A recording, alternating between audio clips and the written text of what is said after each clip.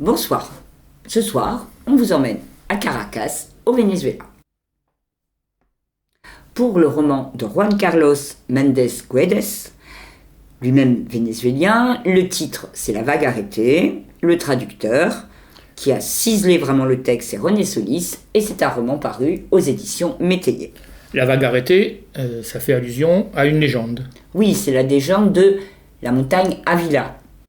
Cette montagne qui aurait arrêté la vague immense que les dieux envoyaient quand le peuple avait été très méchant, voire iconoclaste, et qui aurait submergé et tué tous les habitants. Heureusement, ils se sont repentis, la montagne a poussé, la vague a été arrêtée. Et la montagne est restée. Exactement. Belle légende, mais revenons donc à l'essentiel du roman. Qui ? Oui, le personnage principal, c'est Magdalena, c'est une détective. Je vous fais grâce de son nom de famille d'ailleurs parce que je ne pourrais pas le prononcer. Elle a la quarantaine. Elle est mi-magicienne, mi-médium. En fait, elle est vouée au culte de la déesse Maria Llanza. Un culte qui existe vraiment. Oui, qui s'est développé surtout au début du XXe siècle, à partir du début du XXe siècle. On la découvre d'abord à Aix-en-Provence, puis à Barcelone. Mais très vite, elle va partir à Caracas, car elle est chargée de retrouver Bégonia. Bégonia comme la fleur. Comme la fleur, parce que sur le N, il y a ce fameux tilde, donc la prononciation, cette petite vague qui fait prononcer Bégonia. Bégonia, qui doit probablement être la façon dont s'écrit Bégonia en espagnol. Tout à fait. Et cette jeune femme, encore presque une gamine, elle est partie sur un coup de tête de sa famille, ils savent qu'elle est au Venezuela et elle a disparu. Alors, est-ce qu'elle a fui sa famille ? Est-ce qu'elle est partie grande âme charitable pour une aide caritative ? Ou est-ce qu'elle veut y faire la révolution ? Nul ne sait. Et tout est ouvert, en gros. Donc on a vu qui ? Autre question simple, où ? Caracas donc. Caracas donc. Et l'approche est intéressante, parce que c'est un retour pour Magdalena, qui est elle-même originaire de cette ville, qui a passé son enfance. Et elle n'est pas du tout préparée à ce qu'elle va y trouver. Caracas est devenue la ville la plus dangereuse du monde. À travers ses yeux étonnés, on découvre une ville donc en proie à une violence extrême.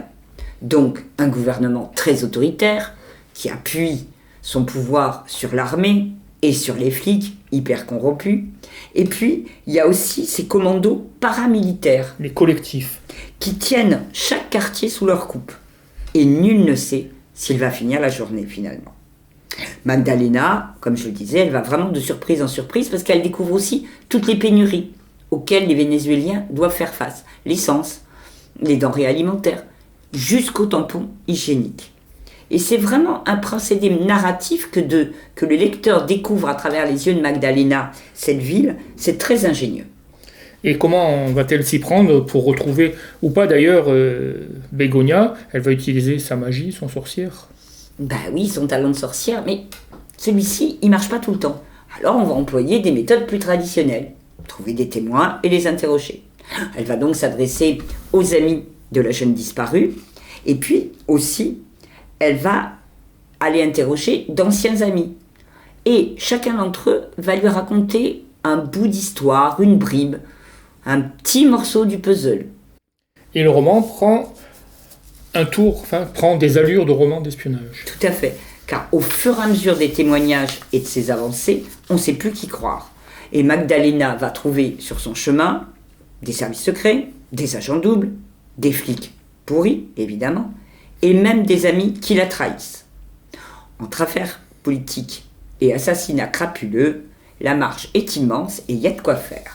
Mais elle garde le moral et la vie. Oui, car comme elle le dit elle-même, vivre est un vice que j'adore.